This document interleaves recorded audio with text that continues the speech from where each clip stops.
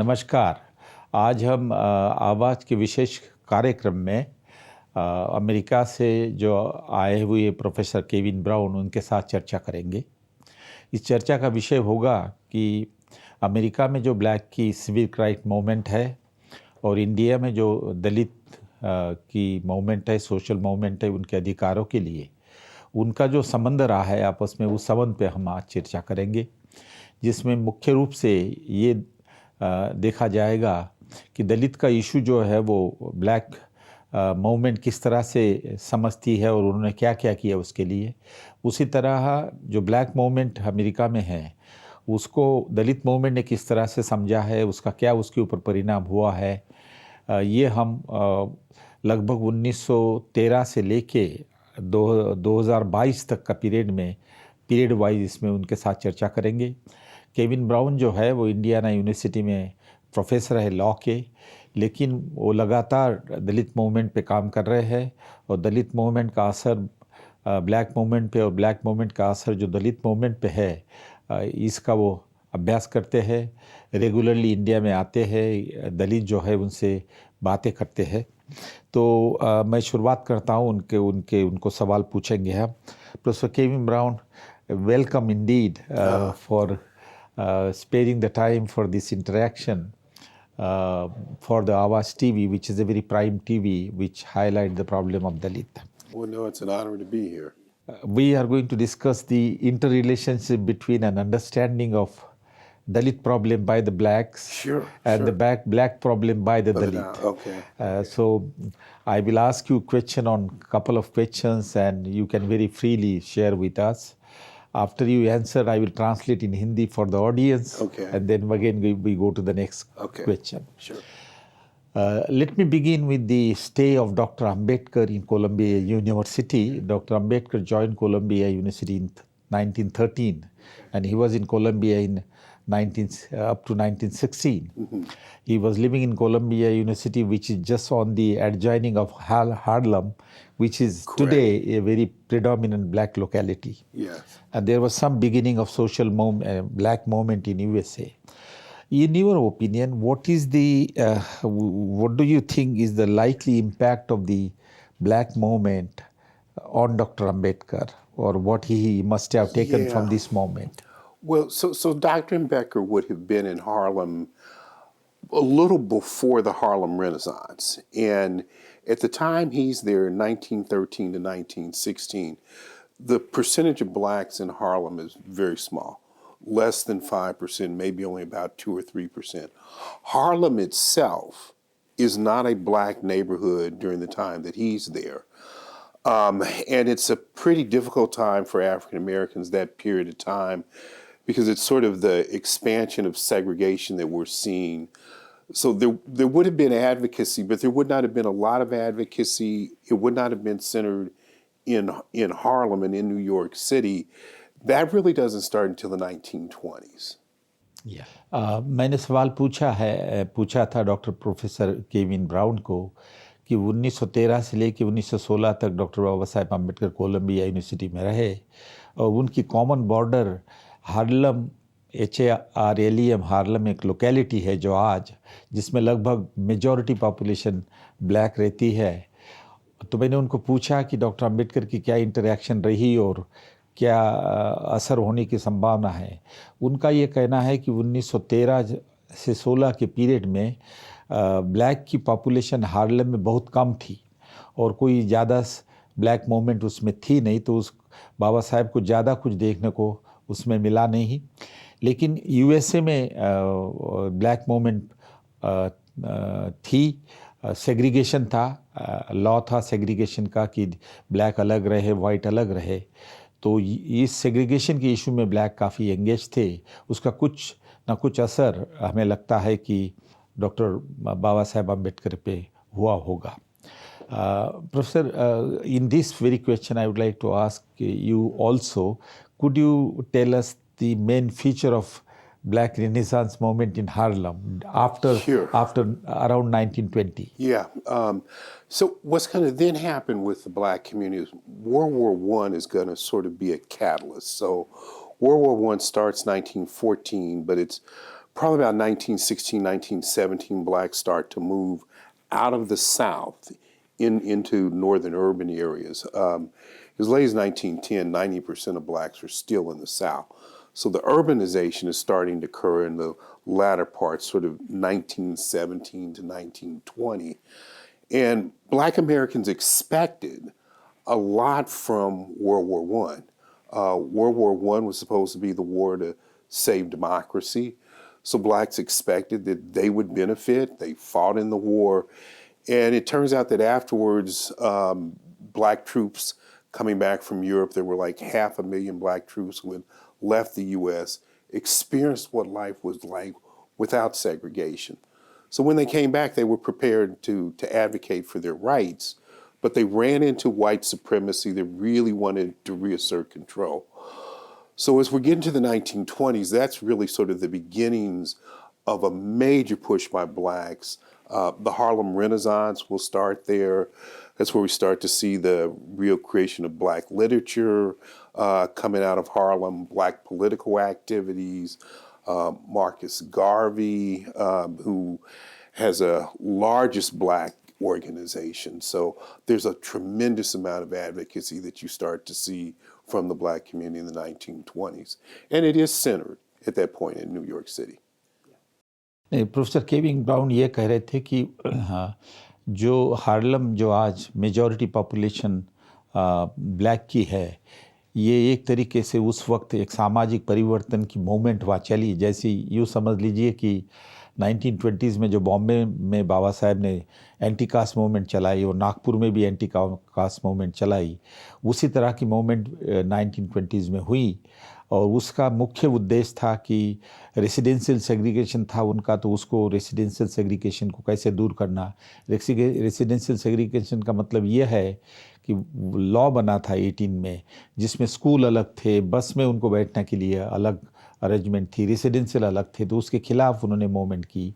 और दूसरी सबसे बड़ी बात सिविल राइट मूवमेंट की कि इक्वल राइट हो सबको, और लीगल प्रोटेक्शन। और आप देखेंगे, मैं इसमें एक बात ऐड करूंगा कि एग्जैक्टली 1920 के बीच में बाद ही डॉक्टर बाबा साहेब अम्बेडकर ने अनटचेबल के लिए मूवमेंट चलाई। 1919 में लंदन से वो वापस आए तो उन्होंने मुक नायक शुरू किया, उसके बाद साउथ ब्यूरो कमीशन को रिकमेंडेशन दिया। तो वही दिखता है हमें जिसमें वो civil right, equal civil right की बात कर रहे हैं और लीगल प्रोटेक्शन की बात कर रहे हैं। अब इसका असर कितना हुआ होगा ये हमें मालूम नहीं है, लेकिन ब्लैक मूवमेंट में भी न्यूज़पेपर आए बहुत सारे, जिसका जिक्र बाद में हम उनके साथ करेंगे। Professor Kevin Brown, we go a step ahead. Okay. We come to a period between 1920 to almost 1946. Okay. A longer period. Yeah. And Dr. Ambedkar became very active. He started the anti-caste movement, anti-untouchability movement, established a paper. And then he asked for the political reservation. He asked for reservation in public sector, jobs and education. But basically he asked for an equal civil right and a legal protection against civil right. He wanted a law. And ultimately he keep on fighting up to the when he entered into a roundtable conference, first roundtable conference in 1930, and then finally in 1930 when he got a political reservation through a Pune Pact with Gandhi. So what is the interaction? How the black thought about Dr. Ambedkar and Dr. Gandhi in the roundtable conference, and slightly after that up to 1960 when Martin Luther King came in India? Sure. Now, this is really an important time period. Yeah. This is a critical time period. Up through the end of the 19th century, the dominant way that black people thought about our condition in the U.S. was by comparing it to the caste system in India. So there really were direct analogies between our treatment and the caste system. As we start coming into the 20th century, though, a new idea develops within the black community. And that new idea is the idea of a global struggle of people of color against white supremacy. So this starts to replace the earlier analogy, and it starts maybe about 1905, 1906, but it gradually gains power. By the time we're into the 1920s, blacks are more and more thinking of our struggle as a local struggle against white supremacy. And this is the period of time that we're learning about the Indian freedom fighters. So we're seeing the Indian freedom fighters as fighting white supremacy in the form of British colonialism. We're fighting white supremacy in form of segregation and disenfranchisement. And also slavery. Well, slavery's over. So 1920 slavery's over. But nevertheless, but they blame the British for the slavery. They do. No, the British were always our enemies. That never changes. I'd even say today. But so now it looks like the Indian freedom fighters and us are on the same side of a global struggle against white supremacy. And we come to learn about the freedom fighters. Probably the name that should stand out the most would be Lajpat Rai. Lajpat Rai is going to spend 5 years in the U.S. from 1914 to 1919. Yeah. He makes a point of getting to know black leaders, including W.E.B. Du Bois. And W.E. Du Bois is a major figure at this period of time. So Du Bois agrees with Rai that both the Indian freedom fighters and blacks are fighting white supremacy, just different local battles. It's also, as we get into the 1920s, that we begin to learn about Gandhi. Now, Lajpat Rai had made a point of saying he was against untouchability, but believed that the only way you could really attack untouchability was for India to become independent. Yeah. Gandhi's pretty much understood the same way. So Gandhi first gets exposed to the black community, I'd say probably about 1921, and his reputation starts to increase. Among the black in USA. Among the blacks in the USA. So before the roundtable discussion in those 10 years, there's a lot of coverage of Gandhi. Gandhi's position against untouchability is known. His adoption of an untouchable girl into the family is known. And he's seen as the freedom fighter. So the Indian freedom fighters are seen as trying to do two things. Yeah. One, overthrow the British and obtain independence. But then once they get it, attack the curse of untouchability. Yeah. So for African Americans, for blacks, this is an incredibly powerful movement to support. Not only are you fighting our historic enemy in white supremacy, but they're also fighting to end a form of discrimination which we had compared ourselves to.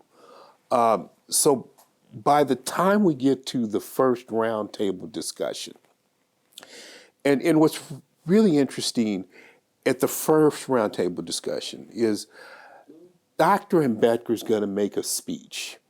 Yep. The hallmark of the speech is the British have come here for 150 years and nothing has improved for Dalits. We're the same situation as we were before. Well, within the context of the black community, that speech then is understood in the way we would understand it. So the first thing we would understand about that speech is, okay, the British aren't interested in fighting untouchability. They're only interested in maintaining power. Second, India's ability to become independent depends upon unifying the freedom fighters. And then third would be that the British are really there just to maintain control.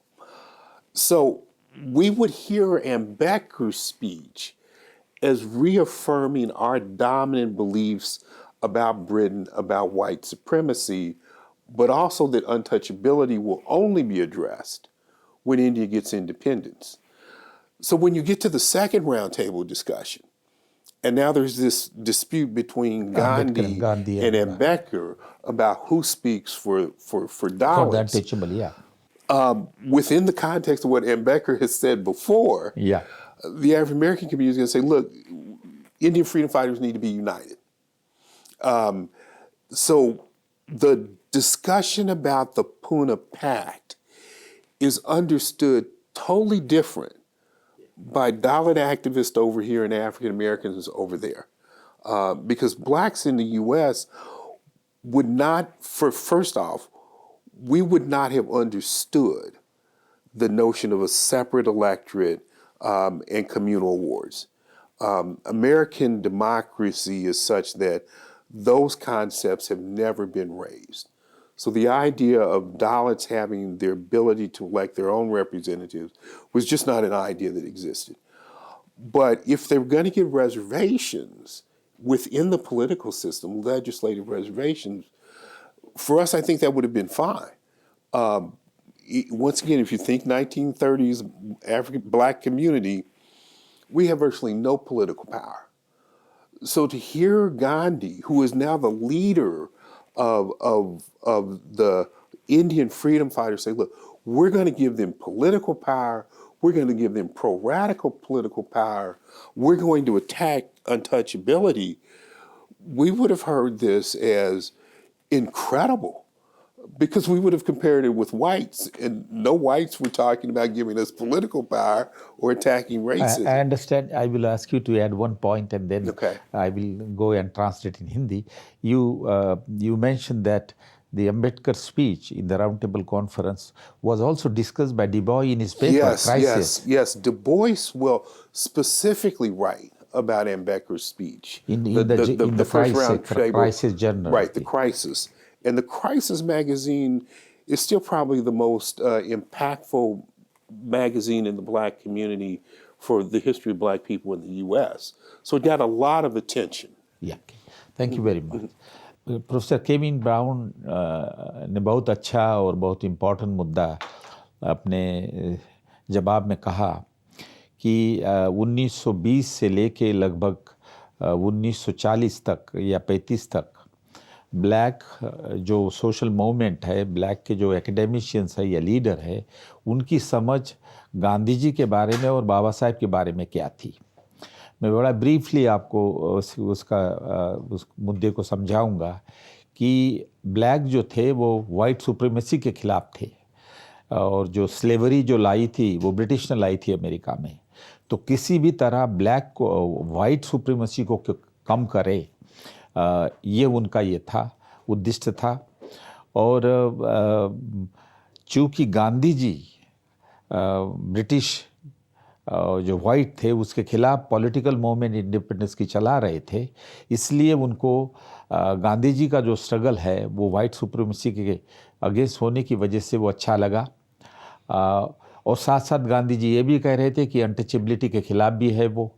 तो इस वजह से उनको लगा कि गांधी जी जो है वो अनटचेबल के भी नेता है। लेकिन इसलिए गांधी जी का जो इमेज अमेरिका में था वो बहुत ही ऊंचा था। केविन ब्राउन ने एक बार कहा कि जैसे जीसस क्राइस्ट का स्टेटस था उस तरह का स्टेटस गांधी जी का ब्लैक में था, क्योंकि वो जो ब्लैक के विचार थे, एंटी वाइट्स और एंटी अनटचेबिलिटी ऑल्सो, वो गांधी जी रिप्रेजेंट कर रहे थे। अब बाबा साहेब अम्बेडकर को भी उन्होंने समझने की कोशिश की, ऐसी बात नहीं है। राउंड टेबल कॉन्फ्रेंस में जो भाषण बाबा साहेब ने दिया था कि जैसे जो स्थिति हमारी ब्रिटिश आने के पहले थी वैसी ही स्थिति हमारी ब्रिटिश आने के बाद है, और हमें जो दलित को यदि राइट मिलेगा तो वो राइट सिर्फ स्वराज में मिलेगा, after the India get independence. और वो अनटचेबल के नेता थे। लेकिन ब्लैक को ये लगा कि यही दोनों मुद्दे गांधी जी भी कह रहे हैं, यही दोनों मुद्दे अम्बेडकर भी कह रहे हैं, वो भी ब्रिटिश के खिलाफ है, वो भी अनटचेबिलिटी के लिए है। तो वो दोनों इकट्ठा हो या सेपरेट हो, लेकिन गांधी जी के बारे में उनका आदर उसमें बहुत ज़्यादा था। इसलिए ब्लैक मूवमेंट और अम्बेडकर मूवमेंट के रिलेशन नहीं बने, वो गांधी जी और इसके बने। बल्कि मतलब केविन ब्राउन ने बताया नहीं, but Kevin Brown, I am telling them that the relations with Gandhi ji and respect for Gandhi ji was so high that there are 3 individual black leaders they visited India. Sure. Well, let me, because this is really important to understand. Coming from the Pune Pact, the way the black community understood the Pune Pact was that Gandhi was sacrificing himself for the Dalits. that the attack on a curse of untouchability only occurs with Indian independence, that requires unity among the Indian freedom fighters, and that Gandhi clearly is the one who represents the interest of the Dalits. So when you get on the other side of the Pune Pact, there are the comparisons of Gandhi to literally Jesus Christ, Muhammad, and Buddha. His standing is incredibly high. And that means for black visitors to India, a meeting with Gandhi is absolutely critical. So in 1936, Gandhi's going to host 3 African black leaders, and these are the leaders who will then be the teachers of the blacks who will lead the civil rights movement in the 50s and 60s. So the first one who comes is Howard Thurman. Howard Thurman is a professor of religion at Howard University. Howard University is without question the preeminent black university in the country. And he comes to meet with Gandhi. He also meets with Nehru's sister as well. Vijayalakshmi Pandit. Yes, and they develop a very close relationship as well. He will come back and teach at Howard, where he will be the teacher of people like James Farmer, Jesse Jackson, but very powerful civil rights leaders. Channing Tobias will come and meet with Gandhi. Channing Tobias will become the chairperson of the NAACP, the National Association for the Advancement of Colored People. So, and the NAACP is without question the most powerful civil rights organization the black community ever puts together. The third person who comes to see Gandhi is Benjamin Mays. Benjamin Mays, at the time he comes to see Gandhi, is the chair of the religion department at Howard University. But from 1940 to 1967, he'll become the president of Morehouse College. So he's the president when all of these black civil rights leaders come out of Morehouse, including, of course, Martin Luther King Jr. So the 3 that come to see him in 36 had a tremendous standing among themselves, but they really were sort of the teachers of the black civil rights leaders of the 1960s and 1970s. So because of this, and Gandhi's message is spread by them to the entire black civil rights movement. Okay. उन्होंने ये कहा कि गांधी जी के बारे में respect America में इतना ज़्यादा था, अनटचेबिलिटी और एंटी वाइट के सुप्रीमेसी के चलते, कि उसको एक जीसस क्राइस्ट जैसा स्टेटस मिला था। और 3 अफ्रीकन अमेरिकन लोग उनको मिलने आए इंडिया में 30s में। एक हार्वर्ड यूनिवर्सिटी के प्रोफेसर थे और एक रिलीजन के प्रोफेसर थे, और एक जो थे वो चेयरमैन थे NAACP जो है ये लगभग 100-150 साल पुरानी उनकी ऑर्गेनाइजेशन अभी भी है। इसका मतलब ये था कि जो बैक मूवमेंट थी उनका रिलेशन जो बाबा साहेब के साथ बहुत कम रहा, बाबा साहेब अम्बेडकर के साथ, और गांधी के साथ ज़्यादा रहा। इसका एक मतलब नुकसान कहिए या डिसएडवांटेज कहिए कि ब्लैक मूवमेंट और दलित मूवमेंट इकट्ठा नहीं आ पाई, क्लोज नहीं आ पाई। और ये African American as well as white people जो गांधी जी के साथ जुड़े हुए थे, उनको ये पता नहीं था कि गांधी जी के कास्ट और अनटचेबिलिटी के बारे में विचार क्या है। गांधी जी 1925 तक कास्ट सिस्टम का सपोर्ट करते रहे, लेकिन उनको ये पता नहीं। और बाबा साहेब और गांधी जी के जो डिफरेंसेस है उनके बारे में उनको पता नहीं। प्रोफेसर केविन ब्राउन ने कहा कि पूना पैक्ट के बारे में उनको कोई ज़्यादा अंडरस्टैंडिंग नहीं थी, सेपरेट रिलोकेट क्या है, रिजर्वेशन क्या है। लेकिन मुख्य मुद्दा ये है कि गांधी जी के प्रति ज़्यादा लगाव ब्लैक मूवमेंट का रहा है, और इसकी जो समझ है, अवेयरनेस है, जो डॉक्टर बाबा साहब अम्बेडकर में नज़र आती है। इसलिए what Congress and Gandhi have done to the untouchable, इस किताब में अम्बेडकर साहब का एक सेक्शन है कि अपील टू द फॉरेनर। उस अपील टू द फॉरेनर में वो यही रिक्वेस्ट कर रहे फॉरेनर को, जिसमें शायद अफ्रीकन अमेरिकन भी इंक्लूड हो, ब्लैक भी इंक्लूड हो, वाइट तो थे ही, कि भाई गांधी जी से आप गांधी जी को ठीक से समझिए, जो गांधी जी कह रहे हैं वो सही नहीं है। हम कास्ट के खिलाफ फाइट कर रहे हैं, गांधी जी कास्ट सिस्टम को सपोर्ट कर रहे हैं 1925 तक, सिर्फ अनटचेबिलिटी के खिलाफ थे। तो ये जो डिफरेंसेस डॉक्टर बाबा साहब अम्बेडकर और गांधी जी में थे, ये ब्लैक लीडर जो है वो समझ नहीं पाए, कुछ वाइट लोग समझ पाए इंग्लैंड के। तो इसके वजह से इसका सार यही है कि ब्लैक मूवमेंट अमेरिका की, दलित मूवमेंट इंडिया की इस पीरियड में ज़्यादा क्लोज नहीं आ पाई। अर्ली 60s में जब मार्टिन लूथर किंग यहाँ आए, उन्होंने गांधी जी का नॉन वायलेंट का कॉन्सेप्ट और सिविल डिसोबीडियंस का कॉन्सेप्ट एक्सेप्ट किया। जब बॉम्बे में आए तो वो बाबा साहेब की मूवमेंट में भी या इंस्टीट्यूशन में भी नहीं गए, वो बॉम्बे में रहे, गांधी जी के जगह कुछ चले गए और सीधा फिर दिल्ली चले गए, नेहरू जी से मिले। तो ये एक सार है, बहुत बड़ा अच्छी तरह इन्होंने बताया है कि कैसे ब्लैक मूवमेंट दलित मूवमेंट नज़दीक न आ पाई। Professor Kevin, now we go to the later period. We go to 70s, 80s, 90s. Sure. Now here I will tell you, and then you can comment. I think although earlier we do not have much relation between the black movement and the Dalit movement, but the influence of the black movement on the Dalit movement is quite visible. The Dalit movement took many things from the black movement. And there are three areas where they have taken. One is that Dalit literature, which came in 1964, literary literature, poetry, short stories and all that, which became very powerful. Now it is a universal literature in a way. The Dalit literature was influenced by black literature. That is very quite clear. I know that there is one particular journal which Gangadhar Pantavani used to edit. He is no more, but that journal is there. It survived for 50 years and it still continues. So there were articles in that journal about the black literature and Dalit literature. There was a gentleman called Janardhan Wagmare. He used to write and how we can take lesson from them. Second is, of course, Dalit Panther. We established Dalit Panther in 1970, and directly the name was taken, and there was a lot of influence. Right. So political movement, civil rights movement was influenced by black. And third is, of course, the Dalit feminism. Dalit feminism also are good. The Dalit women, they are deprived simply because the high caste feminism talk about gender, and caste is talk about male, much less about female. So Dalit females' problems are not really dealt with.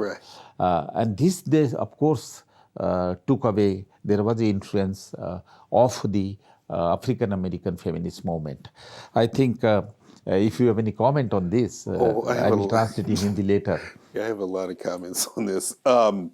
So first, let me start with the dollar literature.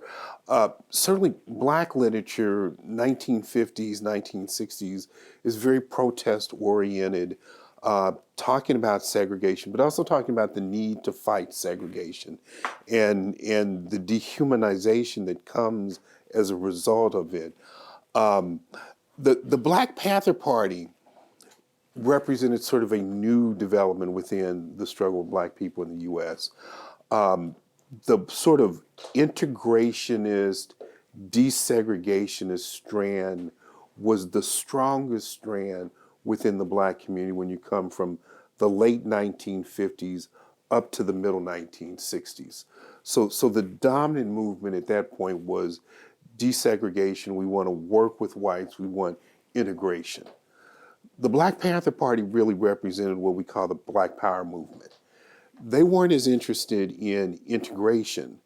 They were interested in power. They wanted a redistribution of power, including the ability of black people to control black neighborhoods. So the Black Panther Party's outlook was very much in opposition to that of the integrationist of Martin Luther King Jr.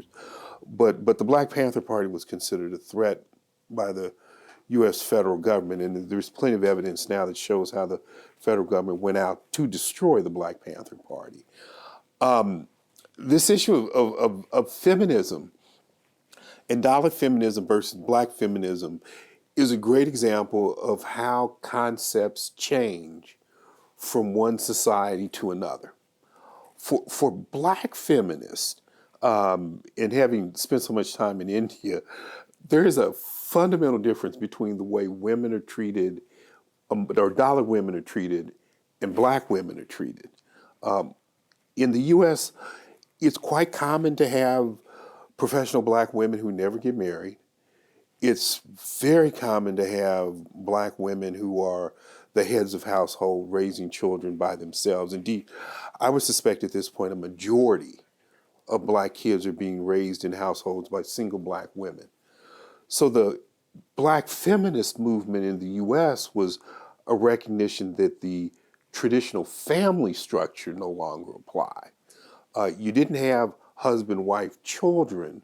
What you had were a lot of single mothers with children and professional women who were not getting married. So when you look at it that way, the white feminists aren't writing about their conditions because the white feminists are writing about issues that are important to them, which at this time was employment. They wanted to work. Well, black feminists were working all the time, so the ability to work they could care less about. And then for men, the notion was that race was about the interest of black men based on that older notion of the family that if you help the male, he's the head of the family, you help everyone. Well, that didn't make any sense. So black women were really talking about the reality that they were living lives that were separate from black men. So the black feminist movement was really more that movement rather than the treatment of women within families. Yeah, I understand. Yeah, thank you very much. मैंने Kevin brown से ये कहा था कि उन 1970s में, 1980s में, 1990s में दलित ब्लैक मूवमेंट का असर हमें दलित मूवमेंट पे नज़र आता है। एक तो ये है कि जो दलित लिटरेचर उभरा 1964 में या उसके पहले, उसके ऊपर असर हमें ब्लैक लिटरेचर का दिखता है, नॉवेल, पोएट्री। और अस्मिता में जनार्दन वाघमारे ने 2-4 लगातार आर्टिकल लिखे थे कि ब्लैक लिटरेचर का मतलब क्या है और उससे हम क्या ले सकते हैं। दूसरा, दलित पैंथर की बात की है हमने कि दलित पैंथर जो 70s में हमारे यहाँ शुरू हुई, उसमें उसका डायरेक्ट इम्पैक्ट दलित मूवमेंट पे था। उसका जो सही हिस्सा था वो ये था कि जो रेडिकलिज्म जो है ब्लैक पैंथर पार्टी में, वो दलित पैंथर को बड़ा अट्रैक्ट कर गया। इसलिए आपको पता होगा कि दलित पैंथर ही काफ़ी एग्रेसिव थी। वो एक लेसन उन्होंने मिला। लेकिन इम्पॉर्टेंट बात है कि दलित पैंथर का इम्पैक्ट यहाँ हुआ और दलित पैंथर ऑर्गेनाइजेशन बनी। तीसरा जो मैंने कहा था, यहाँ की 2 फेमिनिस्ट मूवमेंट है, दलित फेमिनिस्ट मूवमेंट है, उसके ऊपर ब्लैक फेमिनिस्ट मूवमेंट का हुआ। ब्लैक फेमिनिस्ट मूवमेंट बेसिकली ये अलेज कर रही थी कि जो सिविल राइट मूवमेंट है, रेशियल मूवमेंट है अगेंस्ट रेस, उसका ज़्यादा फोकस मेल पे है। और जो वाइट फीमेल है, उनका फोकस जो है वाइट फीमेल के समस्याओं पे है। लेकिन ब्लैक फीमेल जो है, जिसके प्रॉब्लम रेस के भी है और जेंडर के भी है, उसके ऊपर फोकस नहीं है। तो वही बात इंडिया में भी हुई और उसका असर यहाँ लगता है हमें हुआ। दलित महिलाएं जो वो अपने बात करने लगी कि ठीक है, दलित आदमियों के साथ हम कास्ट के लिए अनटचेबिलिटी किया है, लेकिन घर में हमारे साथ जो जेंडर डिस्क्रिमिनेशन होता है दलित मेल के थ्रू उसका भी लेना चाहिए। ये जो विचार था, ये अफ्रीकन अमेरिकन विचार था, एक तरीके से ओरिजिनल भी था। मेरा ख्याल है गोपाल गुरु जो EPW के एडिटर है, उनका बहुत इन्फ्लुएंशियल आर्टिकल था, दलित वुमन टॉक डिफरेंटली। तो वहाँ से उन्होंने कहा कि दलित वुमन कैसे अलग से बात कर रहे हैं। केविन ब्राउन ने ये कहा कि दलित लिटरेचर की मूवमेंट बिल्डअप हुई और Dalit feminist movement, the racial movement, black feminist movement वहाँ हुई, क्योंकि वहाँ मेल का जो डिस्क्रिमिनेशन था ब्लैक फीमेल के प्रति, वो काफ़ी जाहिर था, वो दिखता था। उसका एग्जाम्पल उन्होंने ये बताया कि इतना प्रोपोर्शन था सिंगल ब्लैक वुमन का, डाइवर्स वुमन का। तो black woman and son, children, ये जो फैमिलीज थी, इसका प्रोपोर्शन आगे चल के 60% हुआ। तो इसका जेंडर डायमेंशन जो है उन्होंने सामने लाया। ब्लैक पैंथर पार्टी का भी उन्होंने लाया। ब्लैक पैंथर पार्टी जो थी वो इंटीग्रेशन की भी बात कर रही थी, सेग्रीगेशन की बजाय।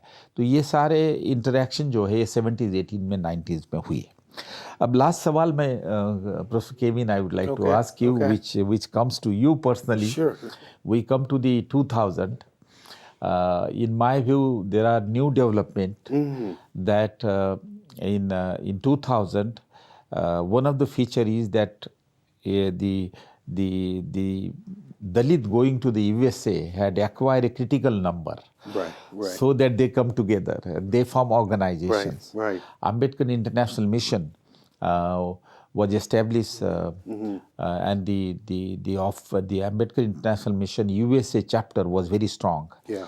Canadian chapter was very strong, and for your information, the person who really set up the Ambedkar International Mission, Raju Kamble, was from this city. No, he has his I knew him relatives. very well. Yeah. Knew him very well. This Aman Kamble, the same surname, same clan they represent in a way. So and they were very active. They invited black people in their function.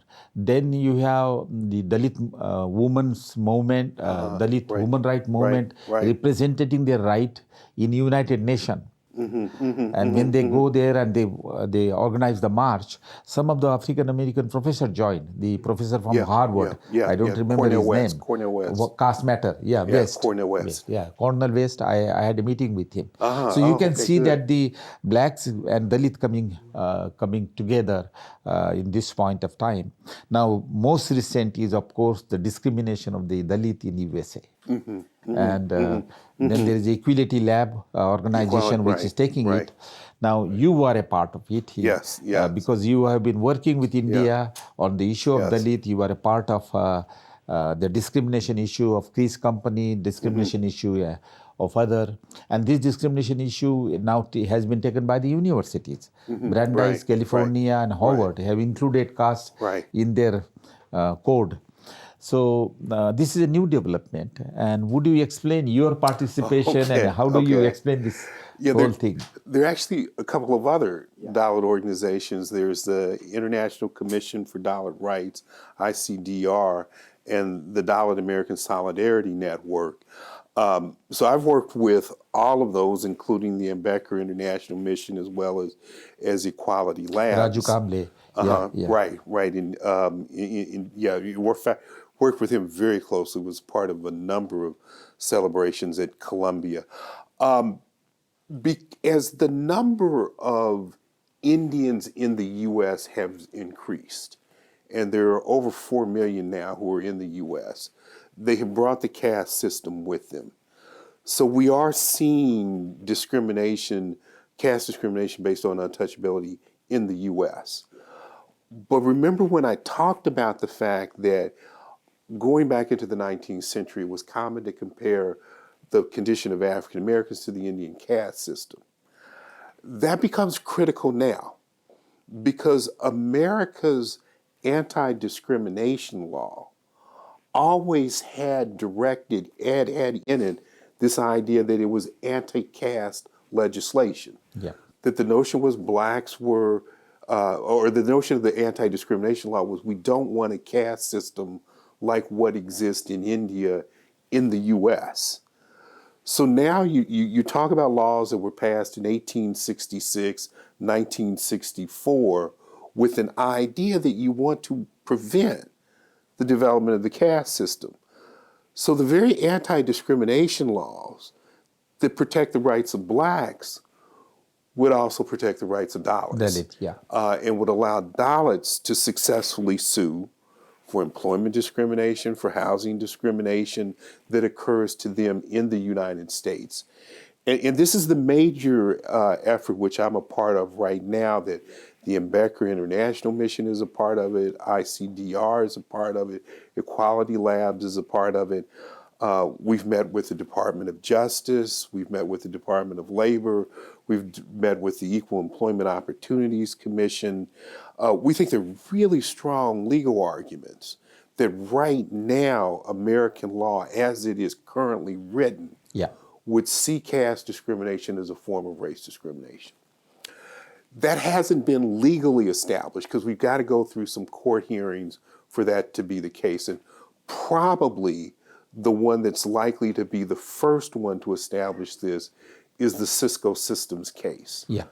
And this is the case that's being filed by the California Department of Fair Employment and Housing against Cisco Systems Inc. for discrimination against a Dalit there. But beyond that, there have been several universities that have gone out and added caste to their anti-discrimination legislation to make it clear on these universities, caste discrimination is seen as illegal. That's a process. It's a temporary process. We may have to do that for the next 3, 4, 5 years, but once the legal cases start to conclude that caste discrimination is a form of race discrimination, you won't need that. It will already be known. We just have to establish that as a legal principle. बहुत अच्छी तरह से professor Kevin brown ने हमें समझाया कि India में अब यूएसए में about 4 million Indian? Yes. कि 4 million Indian, 40 lakh Indians, 4 million Indian है और उसमें हिंदू भी है, दलित भी है। तो जो हिंदू गया है वहाँ से अपने साथ वो जात भी ले गया अमेरिका में। डॉक्टर बाबा साहेब अम्बेडकर ने कहा था एक जगह, मेरा ख्याल थॉट्स ऑन पाकिस्तान में है या कि काने को कोट किया उन्होंने। काने is a very renowned scholar from Pune. उनको कोट किया उन्होंने कि जहाँ भी हिंदू जाएगा दुनिया के इंडिया के बाहर वो जाति का सवाल ले जाएगा और वो जाति का सवाल ले जाएगा तो caste will became a global problem, एक जागतिक इशू बन जाएगा, जो बिल्कुल सही बात निकल आ रही है। आज के वक्त जो नई सिचुएशन जो अमेरिका में है कि दलित जो है वो डिस्क्रिमिनेशन फेस कर रहा है एजुकेशन इंस्टीट्यूशन में, हाउसिंग में। इक्वालिटी लैब ये जो एक एनजीओ है ताज़ीम का, उसने स्टडी की और उसमें से डिस्क्रिमिनेशन बाहर आया। लेकिन सबसे इम्पॉर्टेंट जो है वो नेपाल के जो दलित है उनका जो डिस्क्रिमिनेशन होता है उन्होंने बड़ा ओपनली सामने रखा। अभी एक रिसेंटली मैंने आर्टिकल पढ़ा है, मेरे जर्नल के लिए आया था वो, उन्होंने सर्वे किया नेपालियों का यूएसए में, तो जिस तरह से उनका डिस्क्रिमिनेशन हाउसिंग में होता है, एम्प्लॉयमेंट में होता है, इंटरपर्सनल रिलेशन में होता है, शादी में होता है, ये सारा अब सामने बाहर आ रहा है। और लेकिन जो केस जिसने काफ़ी पब्लिसिटी दी है वो क्रिस्को कंपनी की है, जिसमें एक साउथ इंडियन दलित को जो एम्प्लॉय है उसके साथ जो डिस्क्रिमिनेशन हुआ तो उसने ओपनली कहा। और वो केस फिर जो सुप्रीम कोर्ट है कैलिफोर्निया का, उन्होंने वो केस लिया है, वो केस कोर्ट में है अभी। तो केविन ब्राउन ये कह रहे थे कि वो उम्मीद है कि वो कास्ट को रिकग्नाइज़ किया जाएगा और कास्ट उनका जो लॉ है डिस्क्रिमिनेशन में उसमें इंक्लूड किया जा सकता है। केविन ब्राउन ये भी कह रहे थे कि शुरू से ही ब्लैक का प्रॉब्लम, रेस का प्रॉब्लम कास्ट के साथ जुड़ा रहा है। They have always expressed the racial problem in terms of caste.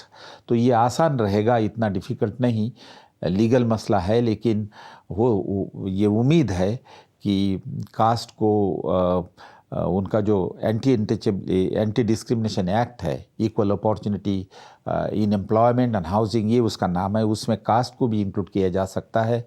और वो हो जाने के बाद फिर काफ़ी दलितों को प्रोटेक्शन मिलेगा। केविन ब्राउन खुद उस पिटीशन के उसके साथ जुड़े हुए हैं और उन्होंने लिखा भी है और उनको उम्मीद है कि ये कास्ट का इशू जो है इंक्लूड हो जाएगा। I think Kevin Brown, it was wonderful to talk to you. That our audience, our participant have really understood the relation between the Dalit movement and the Black movement, and I presume that your march will continue. My march will continue. And you will visit India frequently. Yes. Friends, मैं Kevin brown को कह रहा था कि उनका मैंने शुक्रिया अदा किया और कहा कि वो इसी मूवमेंट के साथ जुड़े रहेंगे और उम्मीद करेंगे कि कास्ट का भी इशू अमेरिका के एंटी डिस्क्रिमिनेशन में लॉ आ जाए। Thank you very much. Nice to meet you. Thank you.